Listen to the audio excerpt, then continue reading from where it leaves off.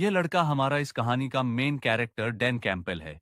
इस समय वह एक बेहद अजीब सिचुएशन में फंस गया है क्योंकि सभी फीमेल हीरोइंस और विलेंस उसकी वाइफ बनने के लिए एक दूसरे से कंपटीशन कर रही हैं। यह नौबत तो यहां तक आ गई है कि हस्बैंड वॉर छिड़ चुका है। किसी आम लड़के के लिए शायद ये सिचुएशन खुशी से पागल कर देने वाली होती, लेकिन हमारा मेन कैरेक्टर ऐसा नहीं है।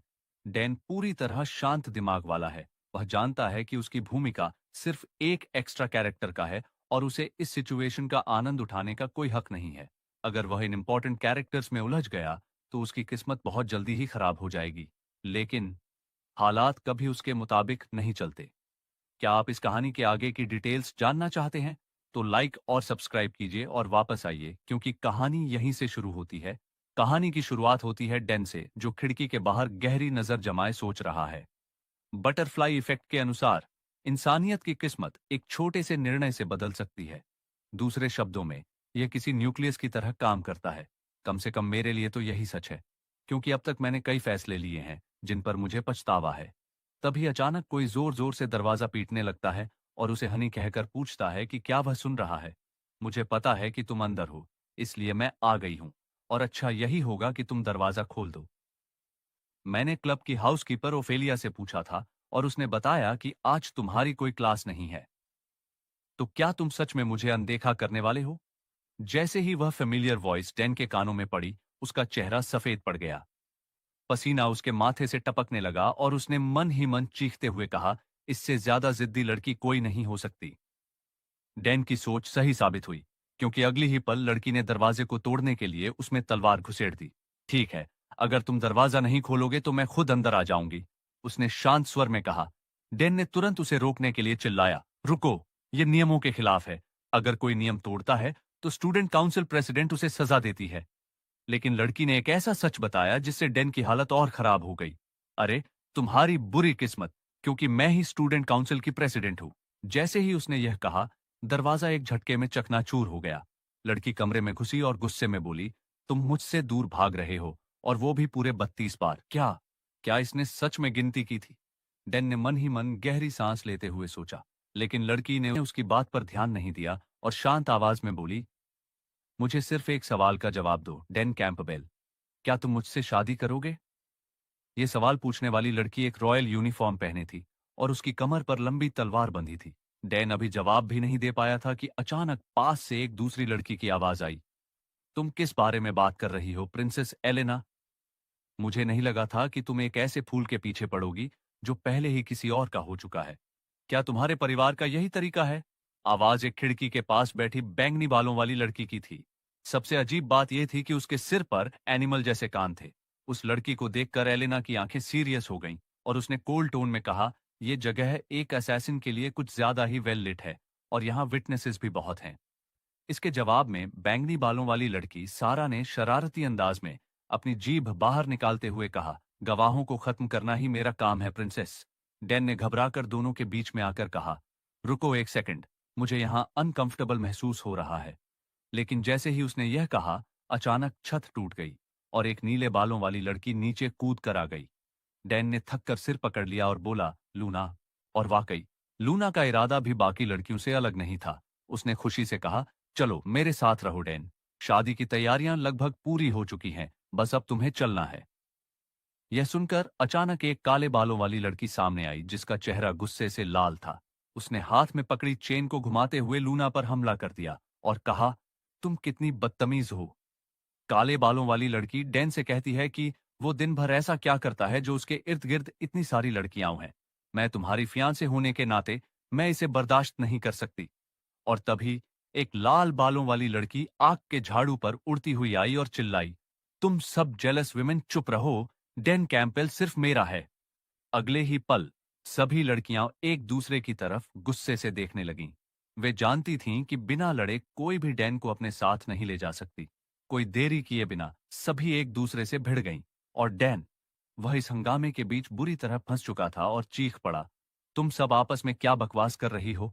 तो आखिर ये सब हुआ कैसे? डैन ने गहरी सांस ली और सोचा, ये सब एक सर्वाइवल गेम की वजह से हुआ जिसने मुझे इस मुसीबत में डाल दिया। इसका नाम था सेवियर राइजिंग, जिसे शॉर्ट में एसआर कहते हैं। यह गेम एकेडमी लाइफ पर आधारित था और खास तौर पर यंगर एडल्ट्स के लिए बनाया गया था। इसमें वीएबू वर्ल्ड जैसा एहसास था, लेकिन कैरेक्टर्स बहुत ही जाने पहचाने और स्टेबल थे।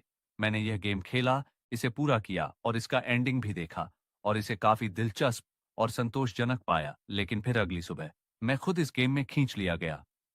क्या यह कोई लॉजिकल चीज है? रुको, क्या मैंने इस गेम को कोसा था और अब कोई डिवाइन डेवलपर मुझसे बदला ले रहा है? मैं तो मेन कैरेक्टर से भी ठीक से जुड़ा नहीं था, लेकिन अब मैं खुद डैन कैंपेल बन गया था। एक ऐसा कैरेक्टर जिसके पास कोई ताकत नहीं थी और जो सिर्फ एक अनजान वाइस काउंटी का उत्तराधिकारी था, जो इस दुनिया में बस एक तीसरे दर्जे का मामूली कैरेक्टर था। इस कैम्बल वाइस काउंटी की मुख्य पहचान सिर्फ फार्मिंग थी।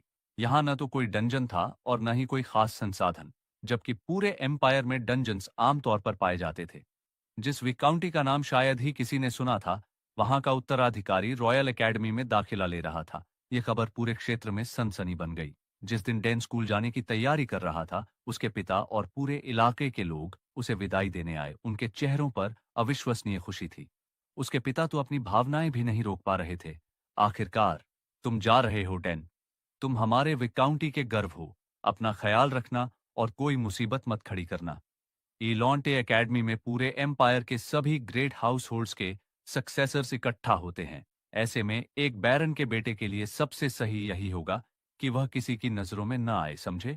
उसके पिता की जरूरत से ज्यादा लंबी और डिटेल्ड सीख सुनकर डैन ने असहज हंसी हंसते हुए जवाब दिया, हाँ, मैंने समझ लिया। उसके बाद उसने अपना स्टेटस इन्फो चेक किया। नाम Dan Campbell, strength F, agility F, stamina F, luck F, charisma F, skills कुछ भी नहीं, एक्सपर्टीज कुछ भी नहीं, स्पेशल ट्रेट्स कुछ भी नहीं, स्पेशल गिफ्ट कुछ भी नहीं। इस दयनीय स्टेटस इन्फो को देखते ही डैन के माथे पर पसीना छलक आया। उसे समझ नहीं आ रहा था कि इतने घटिया आंकड़ों के साथ वह अकेडमी में कैसे जिंदा रहेगा, या फिर वहां से पास आउट भी कर पाएगा या नहीं। सब कुछ एफ। मैं, जो असली दुनिया में एक एक्सपीरियंस्ड प्लेयर था, इतनी खराब स्टार्टिंग स्टैट्स तो मैंने जब भी नहीं देखी। फिलहाल सिस्टम ने उसे एक मेन क्वेस्ट सौंपा था, एकेडमी में दाखिला लेना और एक क्लास में असाइन होना। अगर उसने यह टास्क नजरअंदाज किया तो गेम वहीं खत्म हो जाएगा। और चूंकि वह जिस इलुंटे एकेडमी में दाखिला लेने वाला था, वहां जल्द ही विलेंस के कारण अफरा तफरी मचने वाली थी, तो डैन ने ठान लिया कि वह ऐसी कोई भी हरकत नहीं करेगा जिससे उसकी जान खतरे में पड़ जाए। यही सोचकर उसने अपने पिता को आत्मविश्वास भरी नजर से देखा और कहा, पिताजी, चिंता मत करें। मैं पूरी कोशिश करूंगा कि किसी का ध्यान अपनी ओर न खींचूं। मैं कैम्बल विक काउंटी की सिचुएशन सुधारने के बारे में कोई सपने नहीं देखूंगा और मैं अपने ग्रेड भी एवरेज से नीचे ही रखूंगा। इतना कहकर उसने सबको विदाई दी और रॉयल एकेडमी जाने वाली ट्रेन में सवार हो गया। डैन ने सोचा था कि सब कुछ उसके प्लान के मुताबिक चलेगा, लेकिन किस्मत को कुछ और ही मंजूर था। चीजें उतनी आसान नहीं होने वाली थीं जितनी उसने उम्मीद की थी। उसने खुद से सवाल किया, एक सच्चे साइड कैरेक्टर को बस चुपचाप रहना चाहिए, नजरों से दूर, और मैं भी यही करूंगा। उसका एकेडमी लाइफ अब ऑफिशियल रूप से शुरू हो चुका था, लेकिन आखिर वो उसी ट्रेन में क्यों था जिसमें वह थी? डैन के सामने सिल्वर बालों वाली एक बेहद खूबसूरत लड़की खड़ी थी। वह सफर का फायदा उठाते हुए किताब पढ़ रही थी और धीरे धीरे चाय की चुस्कियां ले रही थी। लेकिन उसकी खूबसूरती पर मत जाना। अपने गेमिंग एक्सपीरियंस की बदौलत डैन अच्छी तरह जानता था कि वह लड़की कौन थी। वो लड़की एक ब्लडी विलन थी जिसने अनगिनत लाशें बिछा दी थीं। इस दुनिया की फाइनल बॉस। डेन को गेम की मेन स्टोरी लाइन याद आती है। एलनोर और गेम का मेन प्रोटैगनिस्ट लगातार टकराते रहते हैं, जिससे एलेना की सैनिटी टूटने लगती है। आखिरकार ग्रे डीमन की डॉर्मेंट एग्जिस्टेंस उसे पूरी तरह निगल जाती है और वह फाइनल बॉस बन जाती है।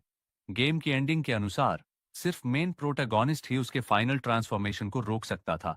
एलेना अब भी अपनी किताब में डूबी हुई थी, लेकिन ऐसा लग रहा था जैसे उसने महसूस कर लिया हो कि डैन उसे घूर रहा है। बिना किताब से नजर हटाए उसने कहा, क्या तुम्हें डॉक्टर को दिखाने की जरूरत है? तुम्हारी तबीयत ठीक नहीं लग रही। यह सुनते ही डैन का चेहरा पीला पड़ गया। उसने जल्दी से हाथ हिलाया। न नहीं, मैं ठीक हूं।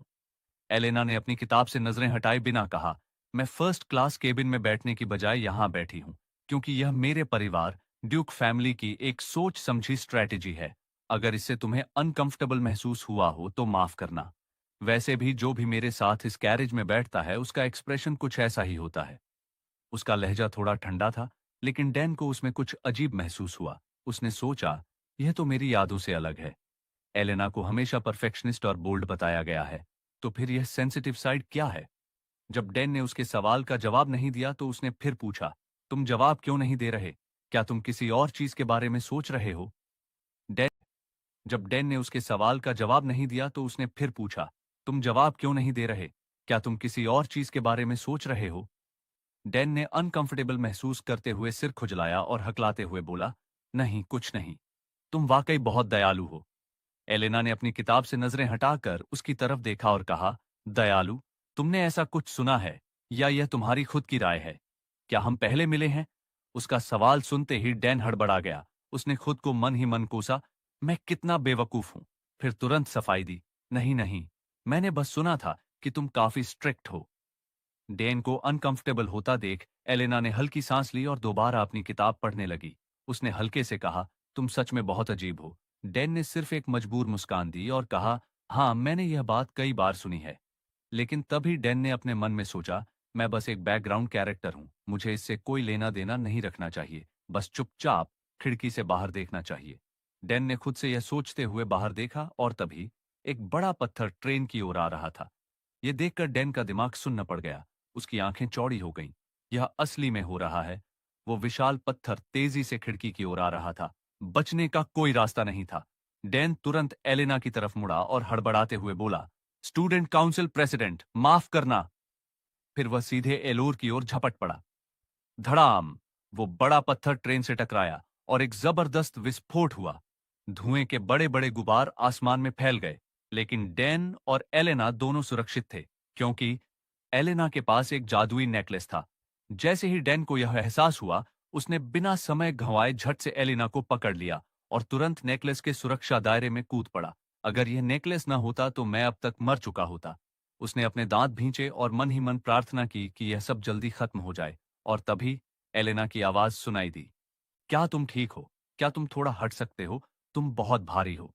एलेना की बात सुनते ही डैन को एहसास हुआ कि वह उसके सीने से दबा हुआ पड़ा है। उसका चेहरा तुरंत लाल हो गया और वो हड़बड़ाकर जल्दी से उठा और उसने हकलाते हुए कहा, माफ करना। लेकिन वह अपनी बात पूरी भी नहीं कर पाया कि एलेना ने उसे बीच में ही रोक दिया। कोई बात नहीं, तुमने मुझे बचाने के लिए ऐसा किया। यह पहली बार है जब किसी आदमी ने मेरे लिए इतनी हिम्मत दिखाई है, लेकिन थैंक यू। मैं तुम्हारी इंटेंशन समझ सकती हूँ, इसलिए माफी मत मांगो। एलेना की इन बातों ने डैन को और भी ज्यादा शर्मिंदा कर दिया। अरे नहीं, इसने पूरी तरह से गलत समझ लिया। डैन ने तो खुद को सिर्फ नेकलेस की प्रोटेक्शन के अंदर गिराया था, एलेना को बचाने के लिए नहीं। एनीवे, एलेना बैठ गई, अपने बाल ठीक किए और फिर सीधे पूछा, तुम्हारा नाम क्या है? डैन को हल्की बेचैनी महसूस हुई। अगर मैंने अपना नाम बता दिया तो ये फिर से मुझे ढूंढती रहेगी। अब मैं क्या करूं? लेकिन कुछ सोचने के बाद उसने जवाब दिया, डैन कैंपबेल। एलेना ने हल्का सिर हिलाया और मुस्कुराते हुए कहा, ठीक है, मैं इसे नहीं भूलूंगी। मैं तुम्हारा ये एहसान जरूर चुकाऊंगी। जैसे ही एलेना ने यह कहा, डैन को अचानक सिस्टम से एक नोटिफिकेशन मिला, तुमने एक विलेन का ध्यान आकर्षित कर लिया है। स्पेशल गिफ्ट पाने की शर्तें पूरी हो चुकी हैं। तुम्हें नई स्किल्स मिली हैं, अल्टीमेट सर्वाइवल और फेटल चार्म। यह नोटिफिकेशन देखते ही डैन का दिमाग सुन्न पड़ गया। समय बीतते देर नहीं लगी और जल्द ही डॉक्टरों और नर्सों की एक टीम दुर्घटना स्थल पर पहुंच गई, जो घायलों की देखभाल करने लगी। क्या यह इसीलिए हुआ क्योंकि यह ट्रेन अलोंटे से आ रही थी? विशेष सुरक्षा उपायों की वजह से घायलों की संख्या कम थी। जिनकी जांच हो चुकी थी, वे अब खुद चल सकते थे। इसके बाद डैन एक गाड़ी में बैठकर अपनी यात्रा जारी रखने लगा। सफर के दौरान उसने उन स्पेशल गिफ्ट्स को देखने का मौका लिया जो उसे अभी अभी मिले थे। सबसे पहले उसने पहला गिफ्ट देखा, फेटेड कनेक्शन। अगर तुम उन लोगों का ध्यान आकर्षित करते हो जिनमें इविल ट्रेट्स होती हैं, तो तुम्हें अलग अलग इनाम मिलेंगे। डैन ने अपनी ठुड्डी को सहलाते हुए सोचा, अब समझ आया, इस स्किल को एक्टिवेट करना पहले इतना मुश्किल क्यों था। कैंपबेल एस्टेट में न तो कोई इविल ट्रेट्स वाला था और न ही कोई न्यूट्रल कैरेक्टर। यही वजह थी कि यह गिफ्ट कभी एक्टिव नहीं हुआ।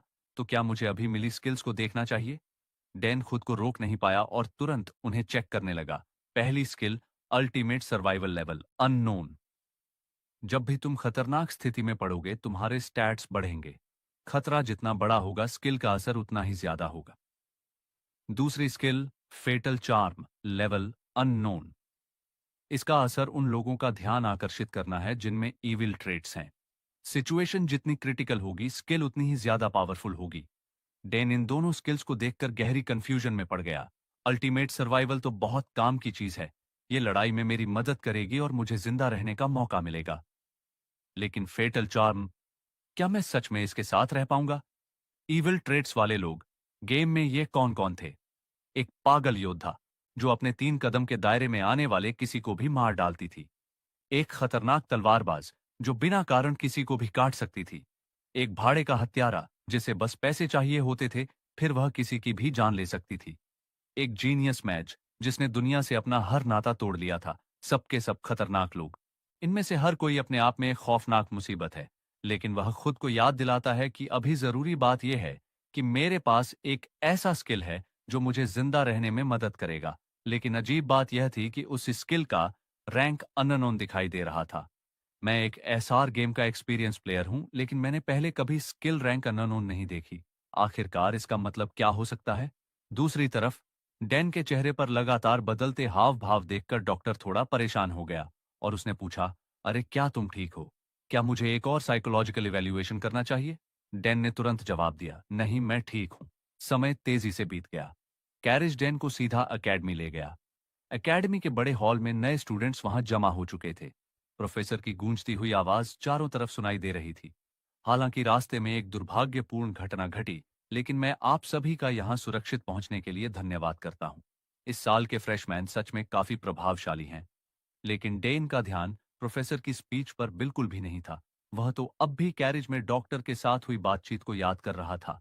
उस वक्त डॉक्टर ने कहा था, तुम तो बस एक अनजान मार्क्विस के बेटे हो, है ना? तुम्हारी कोई खास पहचान या कनेक्शन भी नहीं है। मैं भी कभी अलांते एकेडमी का स्टूडेंट था और मैं भी एक अनजान नोबल परिवार से आता हूँ। ट्रिस्टन टेरिटरी के कई दुश्मन हैं, इसलिए बेहतर होगा कि तुम उससे दूर ही रहो। अगर तुम हाई रैंकिंग नोबल्स के साथ ज्यादा घुलने मिलने लगे तो तुम्हें मुसीबत मिलनी तय है। डैन ने बस सिर हिलाते हुए जवाब दिया, मैं इसे ध्यान में रखूंगा। लेकिन ठीक उसी वक्त सिस्टम ने उसे एक नोटिफिकेशन भेज दिया। एलेना से जुड़े इवेंट होने में बस 2 दिन बाकी हैं। डैन ने गहरी सांस ली और कहा, मैं चाहूं या न चाहूं, मैं पहले ही इसमें फंस चुका हूं।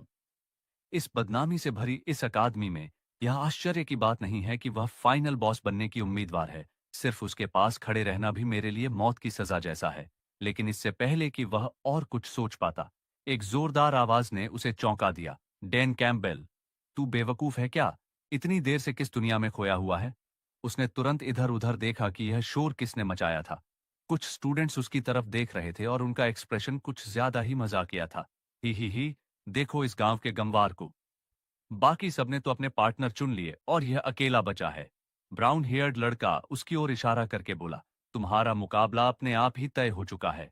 डैन तुरंत नीचे की ओर भागा और खुद से बड़बड़ाया, अरे हाँ, एंट्रेंस सेरेमनी के तुरंत बाद ही प्रैक्टिकल टेस्ट शुरू होगा। उसने अपना सिर खुजलाया और बोला, सॉरी, मेरा पार्टनर कौन है? उसका चेहरा बाहर से शांत लग रहा था, लेकिन अंदर ही अंदर वह पूरी तरह से पैनिक कर रहा था। अगर बाकी सभी ने पहले ही अपने पार्टनर चुन लिए हैं, तो जो अकेला बचा है वो जरूर सबसे ताकतवर होगा। और फिर ठीक उसी पल एक ऑरेंज बालों वाली लड़की ने उसकी तरफ हाथ बढ़ाया, चेहरे पर चमकती हुई मुस्कान के साथ, और उसने कहा, हेलो, क्या तुम्हें मदद चाहिए?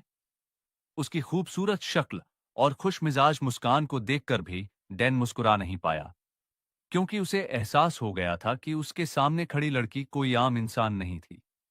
ये दुनिया की सबसे महान जीनियस थी, भविष्य की रक्षक।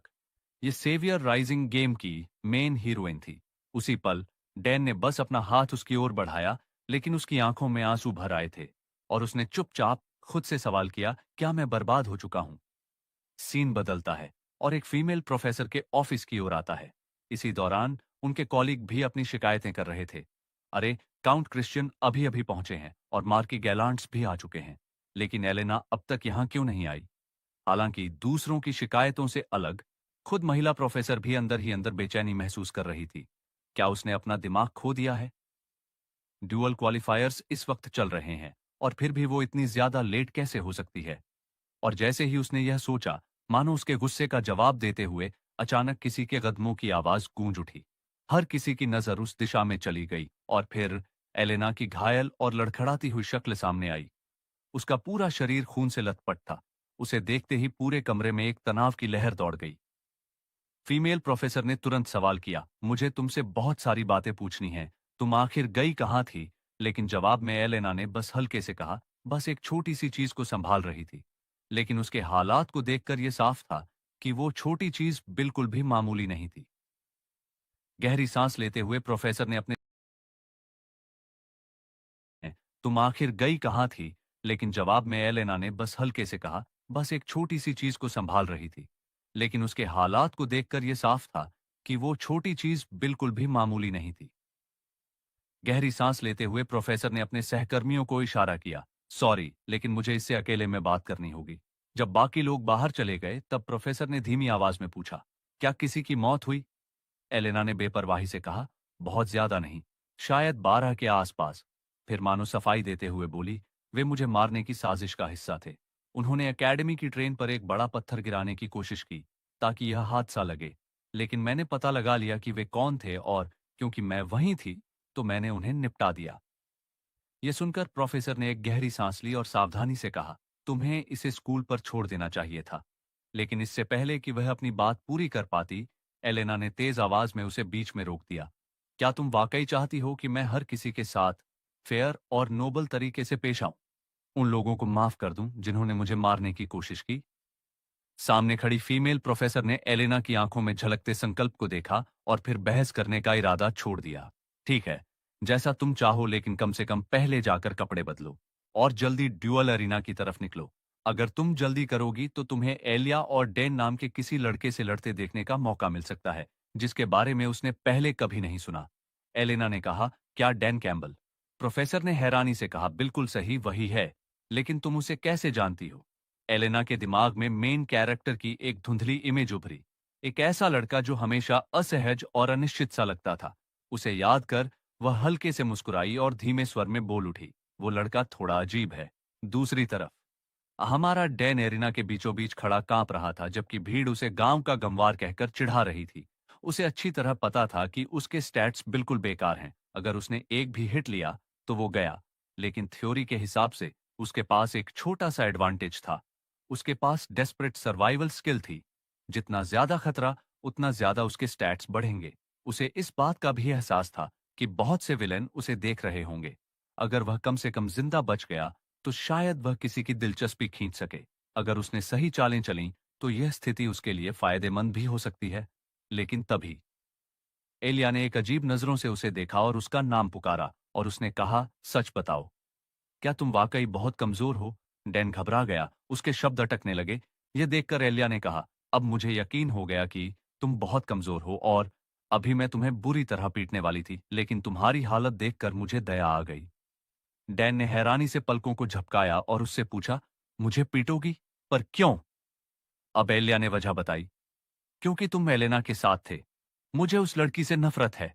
सिर्फ उसी से नहीं, पूरे ट्रिस्टन फैमिली से। वे सब के सब डीमंस हैं। हमारा डैन समझ गया। कमाल है, ये एलिया कितनी बेबाक है। सबके सामने यह बोलने की हिम्मत दिखा रही है।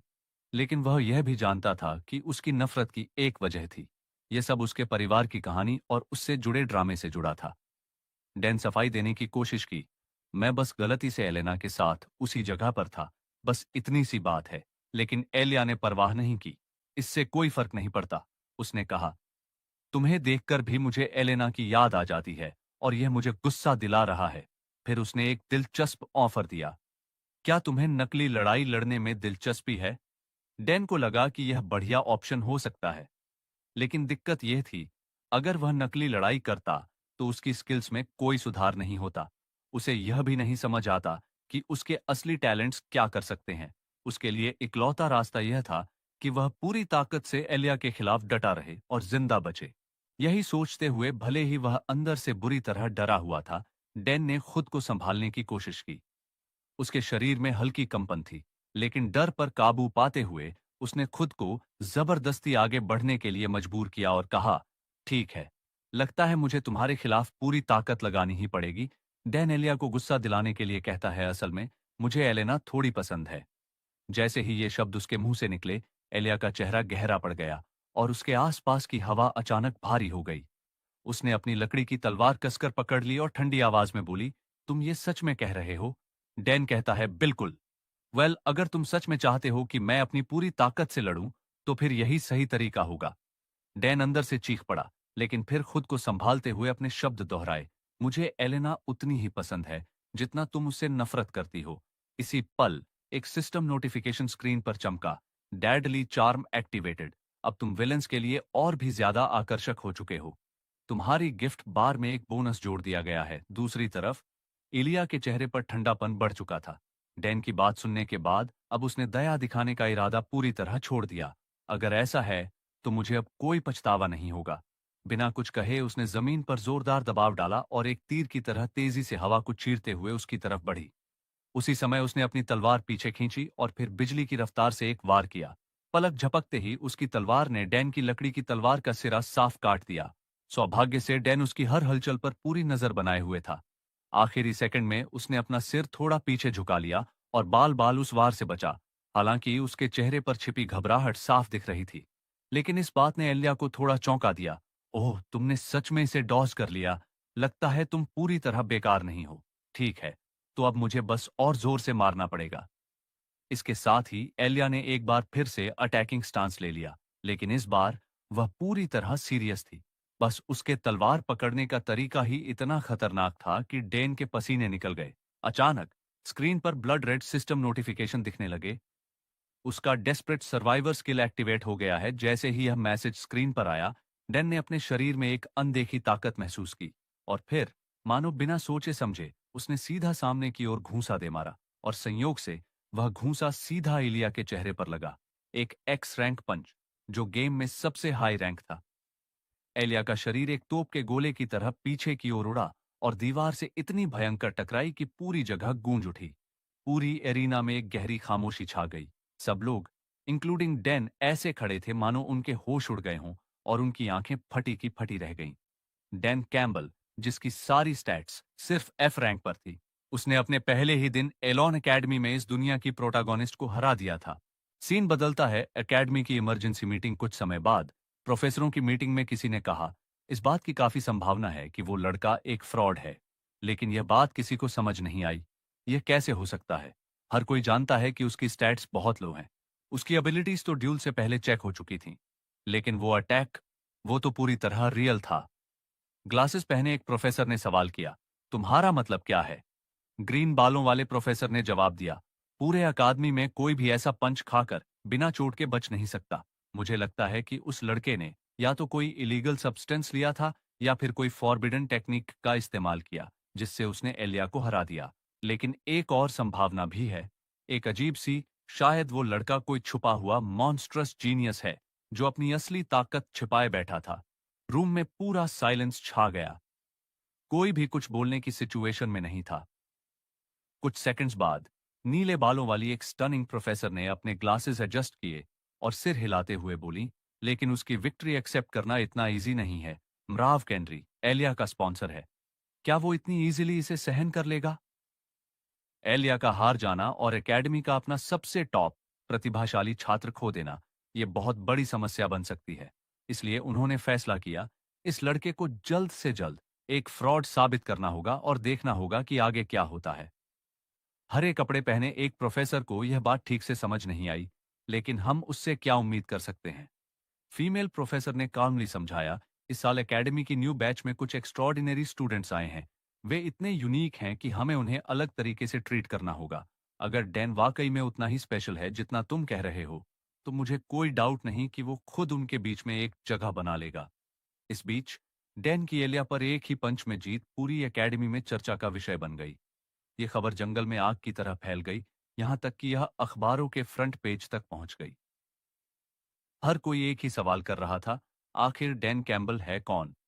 वहीं दूसरी ओर डैन खुद इस बात पर यकीन नहीं कर पा रहा था कि उसके पहले ही दिन ये सब हो गया। उसने कभी नहीं सोचा था कि टैलेंट का इतना बड़ा फर्क पड़ सकता है। इसी दौरान उसकी गिफ्ट लिस्ट में एलेना का एक नया प्रोफाइल पॉप अप हुआ। उसका ट्रस्ट लेवल अब लेवल 2 पर पहुंच चुका था, जिसका मतलब था कि उसे एक नया छोटा सा गिफ्ट मिलेगा। लेकिन यह अकेली अजीब बात नहीं थी। जब वह अपनी चेयर पर बैठा था, उसने गौर किया कि कई कैरेक्टर्स की क्यूरियोसिटी उसके ऊपर लगातार बढ़ रही थी और उसे साथ ही पॉइंट्स भी मिल रहे थे जिन्हें वो पॉइंट शॉप के अंदर इस्तेमाल कर सकता है। लेकिन जो बात डैन को सबसे ज्यादा हैरान कर रही थी, वो थी फाइनल बॉस एलेना, जिसे तो उसकी बिल्कुल भी परवाह नहीं करनी चाहिए थी, लेकिन वही उसके बारे में सबसे ज्यादा इंटरेस्ट ले रही थी। इसके बाद सिस्टम ने उसे उसका रिवॉर्ड दिया, ट्रिस्टन फैमिली की फेंसिंग टेक्निक। लेकिन इसमें एक बड़ी दिक्कत थी। ट्रिस्टन फैमिली गहराई से डीमंस के साथ जुड़ी हुई थी। हालांकि डैन के लिए यह कोई मायने नहीं रखता था। उसका सिर्फ एक ही मकसद था, सरवाइव करना।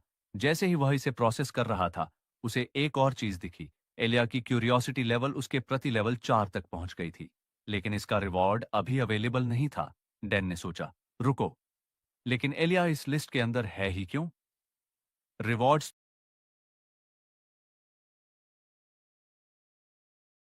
इस एपिसोड के शुरुआत में हमें दिखाया जाता है कि एलिया डेन के कमरे की ओर से आ रही है और उसके चेहरे पर उलझन साफ झलक रही है। वो डेन के बारे में सोचते हुए कहती है, उसे मान जाना चाहिए था। वो इतनी टेंशन में क्यों है? आखिरकार उसकी प्रॉब्लम क्या है? उसे तो बस मेरे लिए कमरे का दरवाजा खोल देना चाहिए था। फिर हल्की सांस भरते हुए खुद को कोसती है, सच में मुझे तो दोस्त बनाना भी नहीं आता। जैसे जैसे उसके दिमाग में ये ख्याल बढ़ते गए, उसकी अनॉयंस भी बढ़ती गई। इसी उलझन में वह अनजाने में किसी से टकरा गई, जिससे सामने वाले के हाथ में पकड़ा खाना नीचे गिर गया। सामने वाले व्यक्ति ने शांत लेकिन सीरियस टोन में कहा, तुम्हें ध्यान देना चाहिए कि तुम कहां चल रही हो। एलिया को अपनी गलती का एहसास हुआ। उसने झुककर जल्दी से गिरी हुई थैली उठाई, लेकिन जैसे ही उसने सिर उठाया और सामने वाले शख्स को देखा, उसका पूरा शरीर अचानक सुन्न पड़ गया। उसके सामने और कोई नहीं बल्कि वही थी जिससे वह सबसे ज्यादा नफरत करती थी, एलिना। जैसे ही एलिया ने उसका चेहरा देखा, एक पुरानी मेमोरी उसके दिमाग में उभर आई। आग की लपटों के बीच एक लड़का खड़ा था जो घबराकर कह रहा था, भागो एलिया। एलिया एलिना को देखकर कांप उठी, लेकिन डर से नहीं, गुस्से से। उसकी सांसें तेज हो गईं। उसने उस थैली को इतनी जोर से पकड़ लिया कि उसकी उंगलियों की नसें उभर आईं। एलिया ने हिचकिचाते हुए कहा, मैं ठीक हूं, और धीरे धीरे अपनी पकड़ ढीली की। तभी उसको एहसास हुआ कि उसका हाथ अपने आप तलवार के हैंडल तक चला गया था। मैंने बिना सोचे समझे अपना हथियार पकड़ लिया। उसका दिमाग तेजी से दौड़ने लगा। उसने सतर्कता से एलिना को देखा और सोचा, क्या मैं इस हालत में इससे जीत सकती हूं? Elina Tristan. इसने अभी मेरे हाथ की हरकत देखी थी, फिर भी इसने कोई रिएक्शन क्यों नहीं दिया? क्या वो ये जताना चाह रही है कि उसे मेरी परवाह ही नहीं? जैसा कि उम्मीद था, एलिना की आंखों में कोई चिंता नहीं दिखी, बल्कि उसने बस अपना हाथ आगे बढ़ाया और कहा, इसे मुझे वापस करो। एलिया के हाथ अब भी हल्के कांप रहे थे। उसने थैली वापस एलिना को थमा दी, लेकिन उसके दिमाग में सवालों की आंधी चल रही थी। डैन का इससे क्या कनेक्शन हो सकता है? इसके बाद बिना कुछ और कहे दोनों एक दूसरे को पार करते हुए आगे बढ़ गए। लेकिन जैसे ही एलिया उसके पास से गुजरी, उसने हल्के स्वर में कहा, इस कॉरिडोर के अंत में दाईं तरफ मुड़ोगी तो डैन कैंपेल का कमरा मिल जाएगा। पीछे से जाते हुए एलिना अचानक रुक गई। उसने एलिया की बात सुन ली थी और उसने कहा, रुको जरा, तुम्हें उसके कमरे का पता कैसे चला? एलिया ने हल्की हैरानी के साथ भौहें उठाईं और लापरवाही से जवाब दिया, अभी अभी मैं उसी के साथ थी। यह सुनकर न जाने क्यों एलिना की आंखों में हल्की सी सीरियसनेस आ गई और उसने सीधा सवाल पूछा, तुम उसके साथ क्यों थी? एलिया नर्वस होकर कहती है, दोस्ती करने के लिए। मैं बस नए स्टूडेंट्स के बीच कुछ लोगों के साथ दोस्ती करना चाहती थी। लेकिन इससे पहले कि वो अपनी बात पूरी कर पाती, एलेना ने उसे तीखी नजर से घूरा और सख्त लहजे में चेतावनी दी, नए स्टूडेंट्स को अपोजिट जेंडर के लोगों से इंटरेक्ट करने की इजाजत नहीं है। एलिया ने हैरानी से पूछा, लेकिन क्या ऐसा कोई रूल वाकई में है? तभी एलेना ने बड़े कैजुअली अंदाज में कहा, मैंने अभी अभी ये रूल बनाया है, तो अब से तुम्हें ये समझ लेना चाहिए कि तुम उस रूम के पास भी नहीं जा सकती। एलिया ने कहा, माफ करना, लेकिन आपका और उसका रिश्ता है क्या, प्रेसिडेंट? लेकिन एलेना बस मुड़कर कहती है, मेरा उससे कोई लेना देना नहीं है। तुम बस इतना समझ लो कि उसके रूम में जाना बंद कर दो। लेकिन तभी एलिया को कुछ याद आया, वो पल जब डैन ने कहा था, मुझे एलेना उतनी ही पसंद है जितनी तुम उसे नापसंद करती हो। अब उसे यकीन हो जाता है कि इनके बीच कुछ न कुछ जरूर चल रहा है, और अगर उसे सच का पता लगाना है तो उसे डैन के और करीब जाना ही होगा। सीन अब अलोंटे एकेडमी के ग्रैंड हॉल में शिफ्ट हो चुका था। आज वहां कई नए स्टूडेंट्स इकट्ठा हुए थे क्योंकि यह कोऑपरेशन एग्जाम का दिन था। यह एग्जाम बेहद बारीकी से डिजाइन किया गया था ताकि हर स्टूडेंट की क्षमताओं का सही आकलन किया जा सके। इसमें सबसे पहले वन ऑन वन ड्यूल्स होते थे, जिसके आधार पर स्टूडेंट्स को उनकी परफॉर्मेंस के हिसाब से अलग अलग ग्रुप्स में बांटा जाता था और क्योंकि डैन ने एलिया को हरा दिया था, इसलिए उसे सबसे हाईएस्ट रैंक ग्रुप में रखा गया। उसके ग्रुप के ज्यादातर स्टूडेंट्स खुद पर काफी प्राउड महसूस कर रहे थे, लेकिन डैन अकेला था जो अंदर से नर्वस था। और सबसे बड़ी बात, ये लड़की जो उसका पीछा छोड़ने का नाम ही नहीं ले रही। वो कल से हर मुमकिन कोशिश कर रहा है कि इससे दूरी बना ले, लेकिन किस्मत देखो, अब तो ये उसके ही ग्रुप में आ गई, जिससे हालात और बिगड़ गए हैं। ऊपर से उसका इंटरेस्ट लड़के में बढ़ता ही जा रहा है, जो सच कहें तो डराने वाला है। अचानक उसे याद आता है कि किसी ने उसकी रूम के सामने छोटे ब्रेड रोल्स का एक बंच रखा था, उसके एग्जाम के लिए गुड लक कहते हुए। उसे बिल्कुल अंदाजा नहीं कि ये उसी लड़की का काम था या किसी और पागल इंसान का, लेकिन किसी भी हालत में चीजें उसके फेवर में नहीं जा रही हैं। और कम से कम ये एग्जाम स्टोरी का हिस्सा है, तो इसलिए इसमें ज्यादा कुछ गड़बड़ नहीं होनी चाहिए। लेकिन तभी उसके सिस्टम नोटिफिकेशन में एलेना का नाम चमकता है। एक इवेंट शुरू होने वाला है। एलेना हमेशा की तरह पूरी तरह स्वस्थ और एनर्जेटिक सामने आती है और अनाउंस करती है कि वही इस एग्जाम की सुपरवाइजर होगी। डैन पहले से जानता है कि अगर एलेना किसी चीज की इंचार्ज में है, तो कुछ ना कुछ गड़बड़ जरूर होगी। बीते दिन फैकल्टी मीटिंग में सभी प्रोफेसर्स ने मिलकर यह निर्णय लिया था, अगर डैन सच में इतना टैलेंटेड है कि उसने एक वॉरियर कैंडिडेट को हरा दिया, तो हमें उसके परफॉर्मेंस को करीब से मॉनिटर करना चाहिए। सावधानी बरतने के लिए स्टूडेंट काउंसिल प्रेसिडेंट को इस टेस्ट का सुपरविजन करना चाहिए। इसी वजह से एलेना को इस ग्रुप का सुपरवाइजर बनाया गया था। प्रेजेंट टाइम में एलेना मुड़ी और आदेश दिया, सबसे पहले एग्जामिनेशन एरिया की ओर बढ़ो। वहां पहुंचते ही तुम्हें तुम्हारे क्वेश्चंस दिए जाएंगे। एलेना के ऑर्डर पर सभी स्टूडेंट्स उसके पीछे पीछे चल पड़े और टेस्टिंग फैसिलिटी की ओर जाने लगे।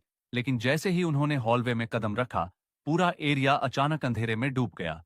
किसी ने हैरानी से कहा, वाओ, ये जगह तो बहुत कूल लग रही है। लाइट्स अचानक बंद हो गईं। एलिया ने तुरंत एलेना की ओर देखा और पूछा, तुमने कहा था कि हमें क्वेश्चंस वहां पहुंचने के बाद मिलेंगे, तो क्या यह टेस्ट का हिस्सा है? उसकी बात सुनकर एलेना कुछ नहीं कहती, लेकिन उसकी नजरें तेजी से आसपास के माहौल को स्कैन कर रही थीं। एंट्रेंस सील हो चुका है, पावर कट हो चुका है, और तभी एलेना का इवेंट एक्टिवेट हो जाता है। डेन तुरंत समझ जाता है, ये कोई टेस्ट नहीं है, ये एक एम्बुश है। उसका सिस्टम नोटिफिकेशन कंफर्म करता है कि फिर से एक असैसिनेशन अटेम्प्ट होने वाला है। वो चुपचाप आसपास के माहौल को ऑब्जर्व करता है, जबकि बाकी स्टूडेंट्स कैजुअली बात कर रहे होते हैं, ये मानते हुए कि कोई जल्द ही उन्हें बचाने आ जाएगा। हमें पैनिक नहीं करना चाहिए, बस आगे बढ़ते रहो। कौन जानता है, अगर हम यहाँ ज्यादा देर रुके तो क्या हो सकता है? डैन ने वापस कमरे की तरफ देखा और अपनी नजरें पूरे हॉल में दौड़ाईं। अचानक उसे कुछ एहसास हुआ, रुको एक सेकंड, अब जब मैं ध्यान से देखता हूं तो ये सारे लोग, ये तो प्रोटागोनिस्ट पार्टी के मेंबर्स हैं। अगर मुझे स्टोरी लाइन सही से याद है, तो यही वो जगह है जहां ये सब पहली बार मिलते हैं। ये सोचते ही उसे ऐसा लगा जैसे किसी ने बिजली गिरा दी हो। इसका मतलब, इस कमरे में मौजूद हर कोई कहानी के लिए बहुत जरूरी है। डैन के दिमाग में तुरंत एक आइडिया क्लिक हुआ। बिना वक्त गंवाए उसने दीवार पर लगे इंस्क्राइब्ड मैप की तरफ इशारा किया और अपनी बात रखी। मुझे लगता है कि हमें सेंट्रल हॉल की तरफ जाना चाहिए। वहां पर सप्लाईज और इक्विपमेंट होंगे, और सबसे जरूरी बात, वहां खुली जगह होगी। अगर हम घात लगाकर हमला झेलते हैं, तो वहां खुद को डिफेंड करना इन संकरे हॉलवे के मुकाबले ज्यादा आसान होगा। फिर उसने एलिया और एलेना की तरफ देखा। उसकी आंखें सीरियस थीं। तुम लोग भी महसूस कर रहे हो ना, हम यहाँ अकेले नहीं हैं। इसके बाद डैन ने एकदम दूसरी दिशा में इशारा किया, मैं उस तरफ जा रहा हूं। उसकी बात सुनकर एलिया ने कहा, लेकिन क्यों? डैन ने सीरियस फेस बनाकर कहा, क्योंकि यह जरूरी है। एलिया अभी भी संतुष्ट नहीं थी, लेकिन वो रास्ता तो सेंट्रल हॉल से बिल्कुल ऑपोजिट जाता है। तुम वहां क्यों जाओगे? डैन ने हल्की सांस छोड़ते हुए गहरी आवाज में जवाब दिया, मैं अभी नहीं समझा सकता, लेकिन मुझ पर भरोसा करो, ये बहुत जरूरी है। बाद में बताऊंगा। लेकिन उसके दिमाग में कुछ और ही चल रहा था। ये मेरे लिए बहुत जरूरी है, और मैं झूठ नहीं बोल रहा। आखिर मेरे लिए सबसे जरूरी चीज मेरी खुद की जान बचाना है। भले ही किसी को डैन की असली मंशा समझ नहीं आई, लेकिन उन्होंने उसकी बात मान ली। एलेना ने बाकी ग्रुप को सेंट्रल हॉल की ओर लीड किया, जबकि डैन एक पूरी तरह अलग रास्ते पर चला गया। जैसे ही वो शांत पड़े हॉलवे में आगे बढ़ा, उसने आखिरकार राहत की सांस ली। लगता है एलेना को अलग कर देने से मेरी बात ज्यादा भरोसेमंद लगने लगी। अब बस मुझे तब तक छिपे रहना है जब तक ये इवेंट खत्म नहीं हो जाता। असली टारगेट एलेना है, तो जाहिर है कि किसी का ध्यान मुझ पर नहीं जाएगा। मुझे बस एक अच्छा सा कोना ढूंढना है और चुपचाप वहां टिके रहना है। बस कुछ देर की बात है, और फिर सब कुछ नॉर्मल हो जाएगा। लेकिन अगर चीजें हमेशा प्लान के मुताबिक होती तो जिंदगी बहुत आसान होती ना। अचानक एक आवाज पीछे से आई, अरे मैं यहाँ पावर फिक्स करने आया हूँ, मुझे रास्ता दिखाओ, मुझे अंधेरे में ठीक से दिखाई नहीं देता। डैन ने झटके से अपनी नजर उस शख्स की ओर घुमाई। ठीक उसी पल सिस्टम उसे नोटिफाई करता है कि एक खतरनाक स्थिति डिटेक्ट हुई है। System warning, danger detected. दूसरी ओर एलेना के लीडरशिप में ग्रुप आखिरकार ग्रैंड हॉल तक पहुंच चुका था। अब ग्रुप के हर नए रिक्रूट को साफ साफ एहसास हो रहा था, अंधेरे में हत्यारे छिपे हुए हैं। एक लड़की जो पुजारी जैसे कपड़ों में थी घबराकर चारों तरफ देखने लगी और फिर एलिया से पूछा, एलिया क्या तुम्हें लगता है कि डैन अकेले ठीक रहेगा? अगर उसके साथ कुछ हो गया तो? यह सुनकर एलिया ने एक पल की भी झिझक नहीं दिखाई। उसे डैन की योजना पर पूरा भरोसा था। उसने आत्मविश्वास से जवाब दिया, जो कुछ भी वो कर रहा है मुझे यकीन है कि उसके पास पहले से ही कोई प्लान होगा। फिर उसकी नजर थोड़ी गंभीर हो गई। वैसे भी ऐसा लग रहा है कि हमें अपनी ही मुश्किलों से निपटना होगा। उसी समय डैन एक स्ट्रेंजर को अपने पीछे ले जाते हुए एक अंधेरे कॉरिडोर में बढ़ रहा था। उसके पीछे चल रहा हत्यारा अपने ही ख्यालों में डूबा था। उस एलेना ने हमारी वैंगार्ड टीम को तबाह कर दिया, लेकिन वो सिर्फ इसलिए सफल हुई क्योंकि हम वहां नहीं थे। ये लड़का भी इतनी आसानी से मेरी चाल में फंस गया। मैं एक प्रोफेशनल असैसिन हूं। मैं किसी की चाल ढाल से ही उसकी स्किल्स का अंदाजा लगा सकता हूं। और यह लड़का, ये तो एकदम नौसिखियां लगता है। इसे खत्म करने से पहले क्यों ना थोड़ा खेल लिया जाए। एक बार मैंने इसका शरीर हथिया लिया तो एलेना को खत्म करना कोई मुश्किल नहीं होगा। उसके होंठों पर एक खतरनाक मुस्कान उभर आई। अब और धोखे की जरूरत नहीं थी। अचानक उसने अपनी नकाब उतार फेंकी। नीचे से एक बिल्कुल अलग चेहरा नजर आया। उसी पल उसने अपनी धारदार शॉर्ट स्वॉर्ड निकाल ली और बर्फ जैसी ठंडी आवाज में कहा, बहुत बढ़िया, अब इनाम पाने का वक्त आ गया है। लेकिन अजीब बात थी कि डैन ने एक लंबी संतोषजनक सांस ली। ऐसा लगा जैसे उसके कंधों से कोई भारी बोझ हट गया हो। उसके होंठों पर हल्की मनोरंजक मुस्कान आ गई।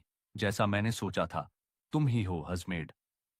अगर मेरा ओपोनेंट कोई और होता तो शायद मैं मुसीबत में पड़ जाता, लेकिन सच कहूं तो अब मुझे बहुत राहत महसूस हो रही है। असैसिन पूरी तरह से शॉक्ड हो जाता है कि यह कमीना उसका नाम कैसे जानता है। असैसिन कहता है, यह क्या बकवास कर रहा है? लेकिन डैन अब भी रुका नहीं। तुम्हारी चाल ढाल, तुम्हारी नाक बंद होने की आदत, हाँ तुम बिल्कुल वैसे ही हो जैसे मुझे याद था। असैसिन पूरी तरह से कंफ्यूज हो जाता है। उसे समझ ही नहीं आता कि यह पागल आखिर किस बारे में बात कर रहा है। फिर डेन की नजर सिस्टम डिस्प्ले पर पड़ी। डेस्परेट सर्वाइवल रैंक बढ़ गई है। डैन के अजीब रिएक्शन को देखकर असैसिन का धैर्य टूट गया। सच में यह लड़का दिमागी रूप से ठीक है या नहीं? खैर, इससे फर्क नहीं पड़ता। आखिरकार यह अब भी एक कमजोर कीड़े से ज्यादा कुछ नहीं है। बिना एक पल की देरी किए हजमेड पूरी स्पीड से झपट पड़ा। यह देखकर डैन ने तुरंत अपनी पकड़ अपने लकड़ी के स्टाफ पर मजबूत कर ली। सीन चेंज होता है। हमें एलेना और को दिखाया जाता है। उसी समय एलेना के ग्रुप और असैसिन्स के बीच भीषण लड़ाई जारी थी, या यूं कहें कि असैसिन्स पूरी तरह तबाह हो रहे थे। एक के बाद एक उनके शरीर हवा में उछलते हुए दीवारों से टकरा रहे थे, क्योंकि चारों ओर से मैजिक, तलवार की तकनीकें और एन्चेंटमेंट्स बरस रहे थे। पूरे माहौल में दर्दनाक चीखें गूंज रही थीं। असैसिन्स के पास इन स्टूडेंट्स की ताकत के आगे टिकने का कोई मौका नहीं था। ये लोग तो मेरी उम्मीद से भी ज्यादा कमजोर हैं। लाल बालों वाले एक स्टूडेंट ने हंसते हुए एक और दुश्मन को बेरहमी से काट डाला। दूसरी तरफ एलिया ने किसी को ऑर्डर किया कि वो इन लोगों को फ्रीजस कर दे, जबकि वो सोच रही होती है कि एलेना कहाँ है। इस बीच एलेना खौफनाक रूप से शांत बनी रही। उसने अपनी तलवार एक ही झटके में घुमाई, जिससे चार असैसिन दीवार से जा टकराए। टक्कर इतनी जोरदार थी कि पूरी सतह पर गहरी दरारें फैल गईं। फिर बिना कोई देरी किए उसने अपनी तलवार एक और असैसिन की बांह में घुसेड़ दी और ठंडे स्वर में पूछा, तुमको यहां किसने भेजा और तुम्हारे साथ और कौन कौन है? अगर तुमने जवाब नहीं दिया तो मैं तुम्हारी गर्दन तोड़ दूंगी। उसी समय एक मैजिक यूजर बाकी लोगों को बर्फ में जकड़ रहा होता है। जैसे ही एलेना ने तलवार को हल्का सा घुमाया, जख्म और भी गहरा हो गया। दर्द सहन न कर पाने के कारण असैसिन जोर से चीख उठा और आखिरकार सब कुछ उगल दिया। एलेना ने उसकी बातें गौर से सुनी, फिर ठंडी और गंभीर आवाज में कहा, अभी अभी तुमने कहा hazmat of the crescent moon, क्या वो इसी बिल्डिंग के अंदर है? लेकिन इतनी यातना झेलने के बावजूद असैसिन में अभी भी थोड़ी हिम्मत बाकी थी। उसने दांत भींचते हुए धीमे स्वर में कहा, मैं तुम्हें ये नहीं बता सकता। एलेना ने बिना कुछ कहे अपना पैर उठाया और उसकी चेहरे को जोर से जमीन में दे मारा, जिससे उसका सिर गहरी दरारों के बीच धंस गया। उसकी आवाज ठंडी थी, लेकिन उसमें एक खतरनाक चेतावनी छुपी थी। एलेना ने दोबारा से पूछा, क्या वो इसी बिल्डिंग के अंदर है? असैसिन को ऐसा लगा जैसे उसकी खोपड़ी चकनाचूर होने वाली है। उसके पास बचने का कोई रास्ता नहीं था। हाँ, हाँ, वो हमारे साथ ही आया था। पीछे खड़ी एलिया ने यह खौफनाक पूछताछ देखी। उसके चेहरे पर हल्की असहजता झलक उठी। उसने धीमे लेकिन तीखे स्वर में पूछा, तुम इतना आगे क्यों बढ़ रही हो एलेना? एलेना ने ठहर कर उसकी ओर देखा। उसकी आवाज ठंडी और सख्त थी। इन्होंने मुझे मारने की कोशिश की थी। फिर उसने गंभीरता से उसकी ओर देखते हुए कहा, और hazmat of the crescent moon, वह एक ऐसा असैसिन है जो किसी को मारकर उसकी पहचान अपना सकता है। बताओ, इस बिल्डिंग में सबसे आसान टारगेट कौन है? एलिया के दिमाग में झट से एक नाम आया। उसकी सांस अटक गई। डैन। तुम्हारा मतलब है उसने खुद को जानबूझकर चारा बनाया ताकि सबसे ताकतवर दुश्मन को बाहर लाया जा सके। एलिया के चेहरे पर चिंता की भावनाएं उभर आईं और उसने कहा, ये लोग तुम्हारे पीछे पड़े हैं, लेकिन डैन तुम्हें बचाने के लिए अपनी जान जोखिम में क्यों डाल रहा है? आखिर तुम दोनों के बीच ऐसा क्या रिश्ता है? एलेना कहती है, मैं पहले ही तुम्हें कह चुकी हूं, हमारे बीच ऐसा कुछ भी नहीं है जैसा तुम सोच रही हो। वो एक पल के लिए रुकी, फिर वो बोली, कम से कम जहां तक मुझे पता है। दूसरी तरफ डैन के साथ लड़ाई के बीच असासिन के विचार तेजी से दौड़ रहे थे। उसने खुद को याद दिलाया, मैं एक प्रोफेशनल असैसिन हूं। मेरी गार्डियन सोल को मुझे हर वार से बचाना चाहिए। यह मेरी सबसे बड़ी हथियार है। फिर भी मैं लगातार पीछे क्यों हट रहा हूं? आखिर यह सब हो ही क्यों रहा है? असैसिन लड़खड़ाया। उसके मुंह से खून निकल रहा था। उसके सामने डैन बिना किसी भाव के खड़ा था, केवल एक लकड़ी की स्टाफ पकड़े हुए, और सिर्फ उसी से उसने हेजमेट की हालत पूरी तरह खराब कर दी थी। डैन के वार असंभव रूप से तेज और बेरहम थे, इतने कि हेजमेट को रिस्पॉन्स करने का भी मौका नहीं मिल रहा था। उसके शरीर पर वार होते रहे, जब तक कि उसे एहसास हुआ कि वह गिनती से भी ज्यादा वार झेल चुका है। उसी पल डैन के कानों में सिस्टम से एक नोटिफिकेशन बजा, तुमने सफलतापूर्वक एक सोर्ड टेक्निक का प्रयोग किया।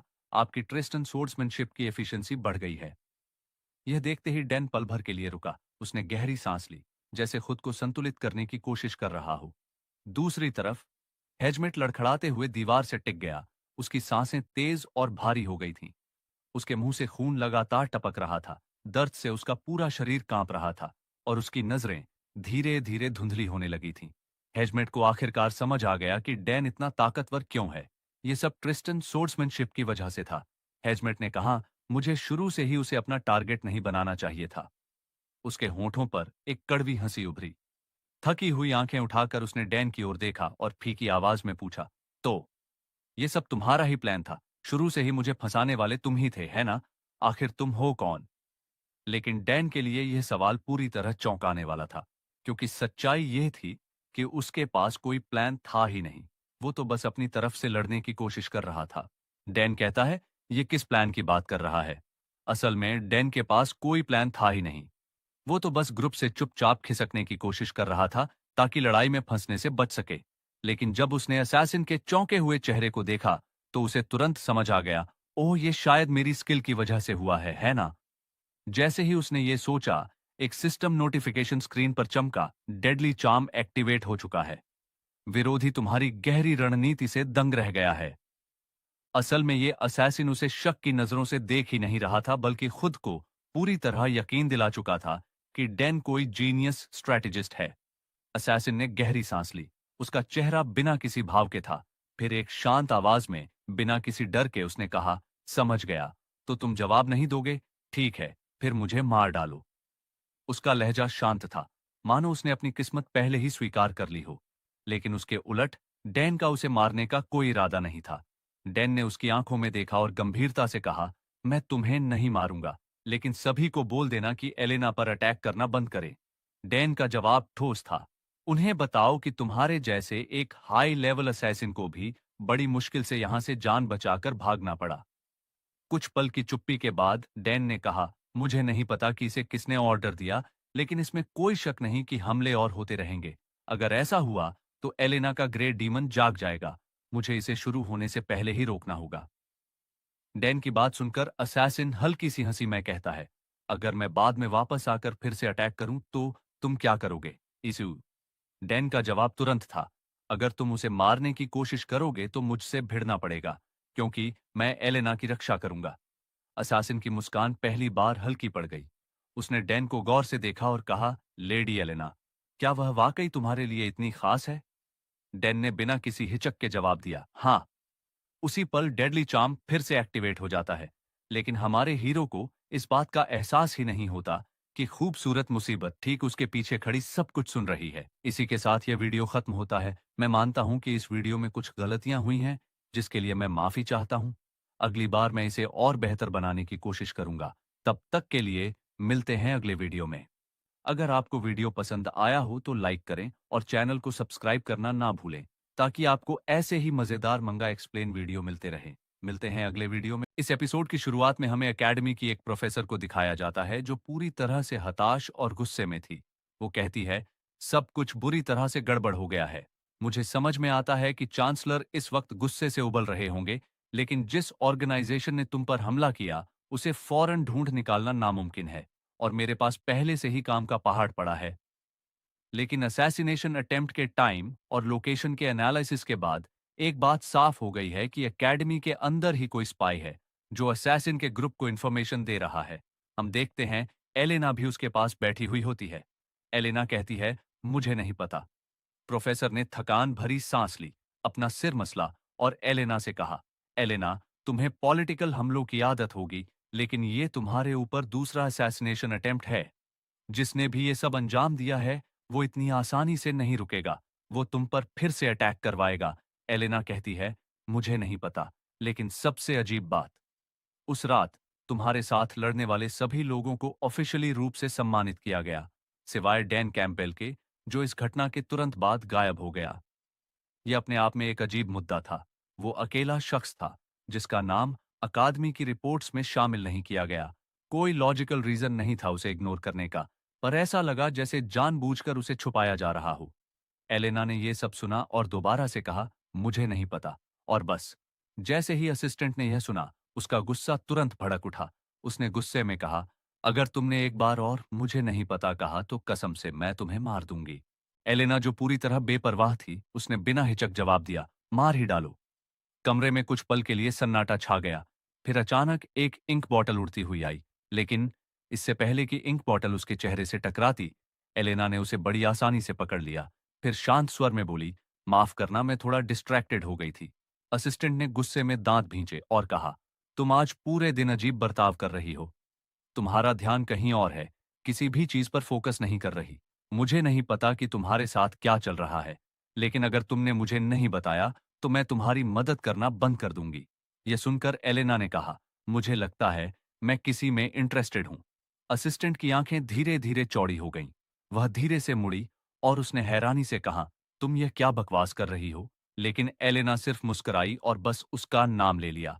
डैन असिस्टेंट पूरी तरह से हैरान रह गई। वह उसे अविश्वास से घूरती रही और फिर सावधानी भरे लहजे में पूछा, क्या तुम डैन कैंपेल की बात कर रही हो? जैसे ही ये शब्द उसके मुंह से निकले, एलेना के गाल हल्के गुलाबी हो गए। एक अजीब सी चुप्पी छा गई। एलेना चुपचाप बैठी रही और कमरे में कुछ पल के लिए अजीब सा सन्नाटा फैल गया, जैसे कि दिमाग हैंग हो गया हो। असिस्टेंट जमी की जमी रह गई। उसकी आंखें इतनी चौड़ी हो गईं मानो उसने सुना हो कि कोई डायनासोर फिर से जिंदा हो गया हो। फिर कांपते हुए हाथ से उसने एलेना की ओर इशारा किया और झिझकते हुए बोली, रुको, एक मिनट। तुम सच में कहना चाह रही हो कि तुम्हें वो गांव का लड़का पसंद है? एलेना हमेशा की तरह शांत रही और बड़े सहज स्वर में बोली, मैंने कभी नहीं कहा कि मुझे वो पसंद है। लेकिन असिस्टेंट को उसकी बात पर रत्ती भर भी भरोसा नहीं हुआ।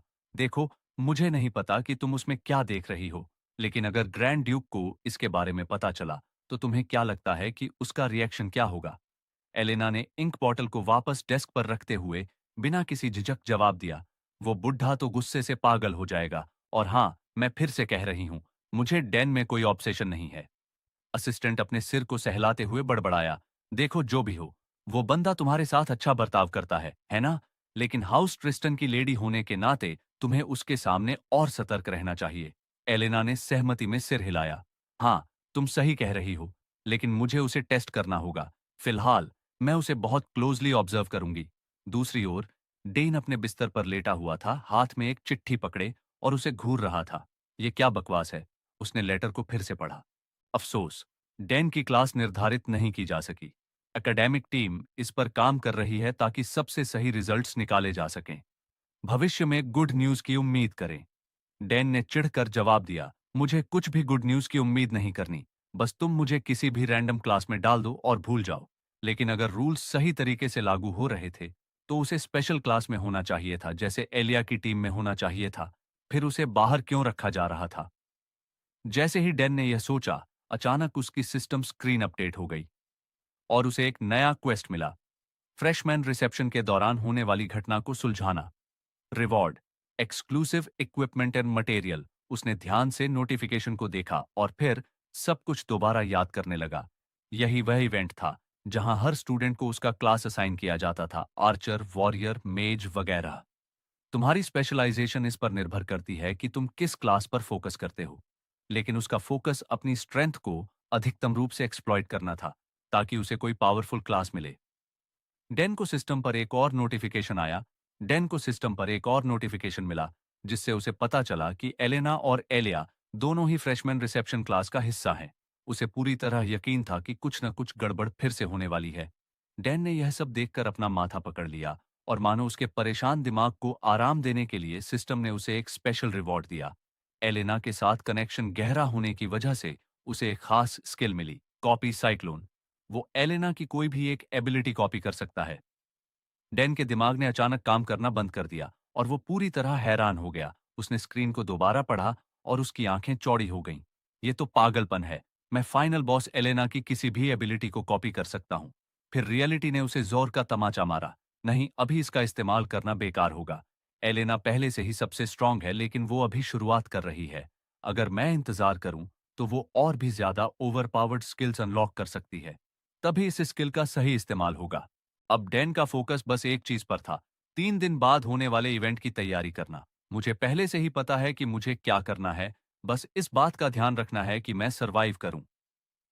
ये सोचते ही डैन की आंखों में उत्साह की चमक आ गई। समय तेजी से बीतता गया और जल्द ही रात हो गई। सीन बदलकर एक पुराने इक्विपमेंट वेयरहाउस में चला गया। इस वक्त डैन पूरी तरह काले कपड़ों में था। उसके चेहरे का आधा हिस्सा एक मास्क से ढका हुआ था। अभी उसके पास कुछ बेसिक आइटम्स थे। लो टियर एजिलिटी बूस्ट पोशन, शैडो मास्क जो थोड़ी बहुत स्पीड बढ़ाता था, और साइलेंट स्टेप शूज जिससे उसके कदमों की आवाज काफी कम हो जाती थी। ये सारी चीजें उसने पॉइंट शॉप से खरीदी थीं। जैसे ही उसने खुद को हल्का महसूस किया, उसने सेटिस्फैक्शन से कहा, यार, पॉइंट शॉप तक एक्सेस होना सच में किसी वरदान से कम नहीं है। सिक्योरिटी मेजर्स को चकमा देते हुए वो आखिरकार उस जगह पहुंच गया जिसे SR grinder treasure farming spot कहा जाता था। ये सोचते ही उसने धीरे से वेयरहाउस की दीवार पर चढ़कर अंदर छलांग लगा दी। अंदर घुसते ही उसने स्टैमिना रिकवरी बिस्किट खा लिया, एक ऐसा आइटम जो स्टैमिना को तेजी से रीजनरेट करता था। ये नाम से तो मार्केटिंग गिमिक लगता था, लेकिन इसके इफेक्ट्स असली थे। अच्छा, अब खुदाई शुरू करते हैं। डैन ने धीरे से बड़बड़ाया और पुराने इक्विपमेंट के ढेर में सामान तलाशने लगा। बिस्किट खाते हुए वह ध्यान से हर आइटम को चेक करता गया। बाकी सब कुछ मिल गया, बस सबसे जरूरी चीज नहीं दिख रही। ये सोचते ही उसने एक लकड़ी के क्रेट को धीरे से खींचा, और जैसे ही उसने ऐसा किया, उसकी नजर उस चीज पर जा टिकी जिसकी वह तलाश कर रहा था। एक सोने का दीपक मिल गया। दिव्यता का शिखर, एक इंसेंस बर्नर जो हजारों साल पुरानी प्राचीन शक्ति से भरा हुआ है। शानदार। अब मेरे पास सब कुछ है जो मुझे चाहिए। डैन ने जोश में आकर हाथ बढ़ाया और बर्नर को बाहर निकाल लिया। लेकिन चीजें कभी इतनी आसान नहीं होती जितनी वो उम्मीद करता था। दरअसल इंसेंस बर्नर ही इस ढेर को बैलेंस में रख रहा था, और जैसे ही उसने इसे बाहर निकाला, पूरी स्ट्रक्चर असंतुलित हो गई और हिलने लगी। और फिर जो होना था वही हुआ। कुछ ही सेकंड्स में पूरा ढेर जमीन पर गिर पड़ा। वेयरहाउस के अंदर धूल का एक घना गुब्बार उठ गया, और फिर जैसे किसी अजीब इत्तेफाक के तहत जब धूल हटी, तो डैन को एहसास हुआ कि वह एक बेहद खूबसूरत लड़की को अपनी बाहों में थामे खड़ा था। वो लड़की जितनी आकर्षक थी, उतनी ही खतरनाक भी।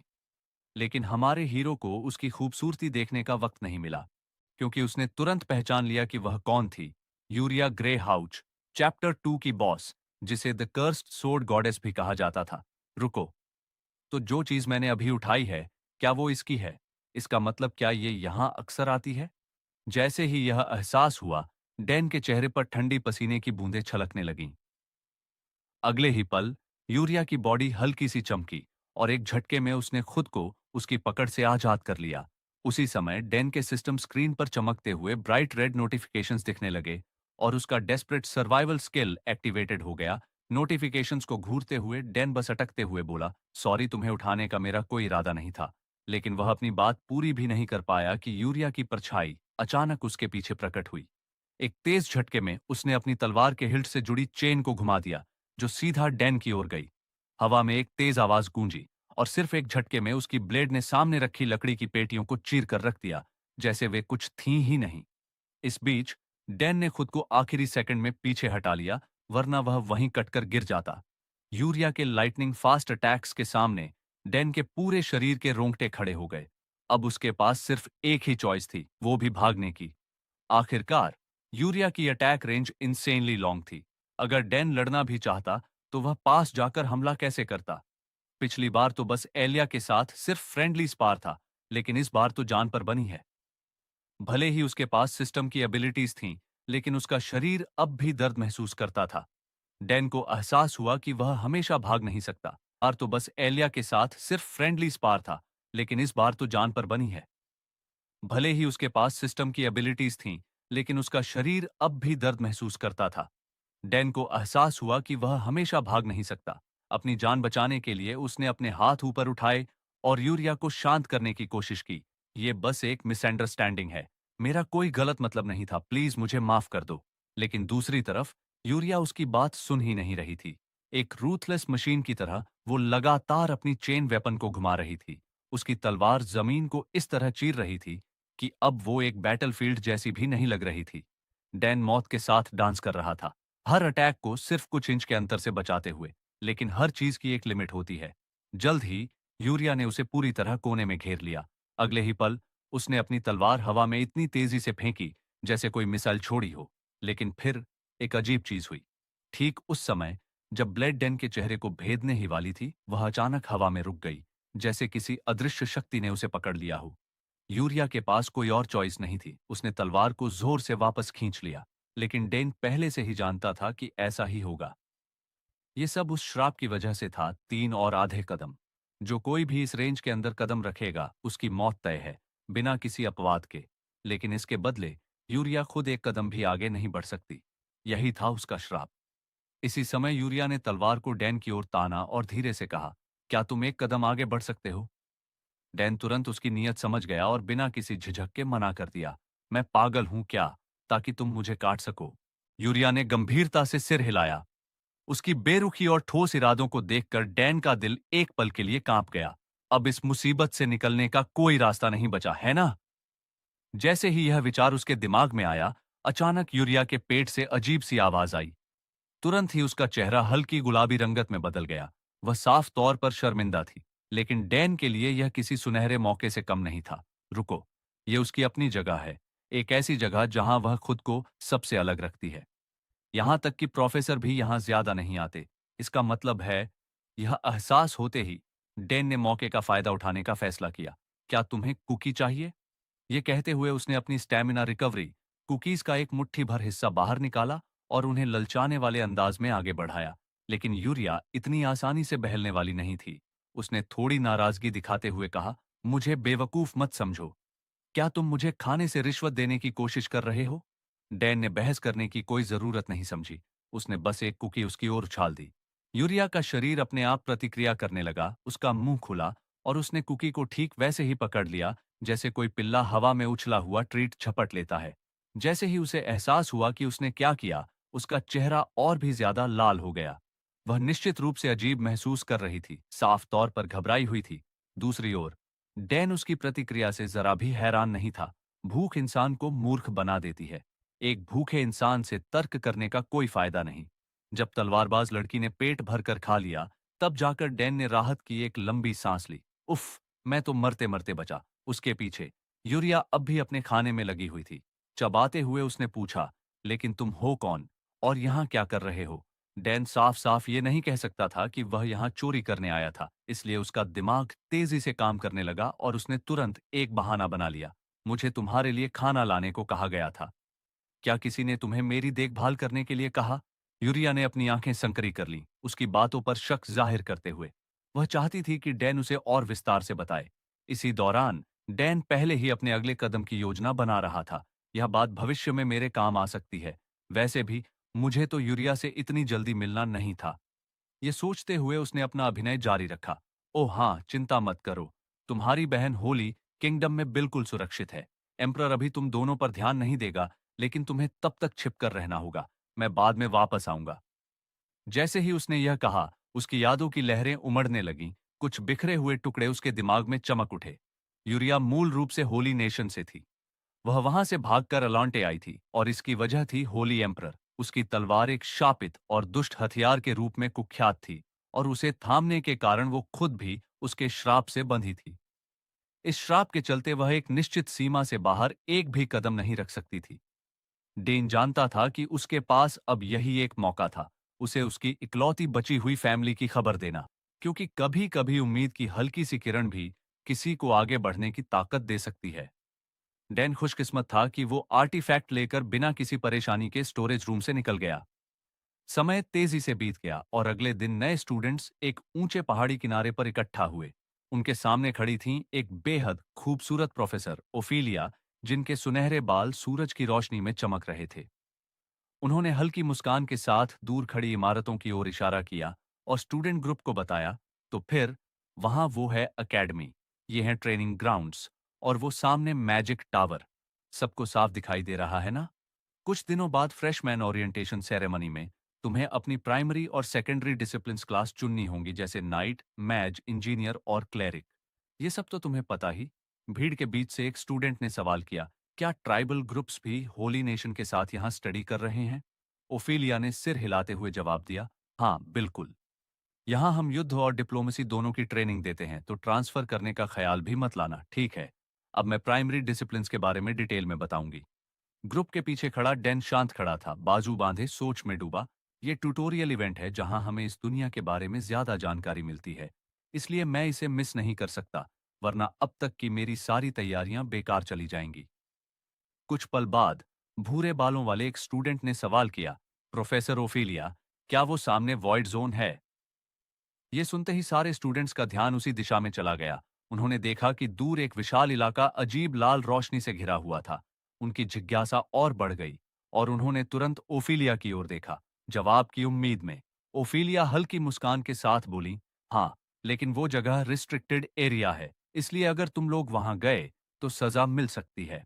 डैन ने फिर अपना ध्यान सामने की ओर लगाया और चुपचाप उस एरिया को देखने लगा। वो था वॉइड जोन, स्वर्ग और नर्क के बीच हुई लेजेंडरी बैटल का परिणाम। यही वो जगह थी जहां गॉड के मैसेंजर और हीरोज ने राक्षसों को सील किया था। सैकड़ों साल बीत चुके थे, लेकिन डिवाइन और डार्कनेस एनर्जी अब भी आपस में टकरा रही थी, और खतरा यह है कि डीमंस दोबारा से फ्री ना हो जाए। यही वो सबसे संवेदनशील स्थान था जहां से राक्षस मुक्त हो सकते थे, और इसलिए ही होली नेशन, ट्राइबल अलायंस और एम्पायर ने मिलकर गोल्डन ट्रायंगल का गठन किया है, ताकि इस एरिया की निगरानी की जा सके। इस गठबंधन में अलोंटे और अदरी जैसे क्षेत्र शामिल थे।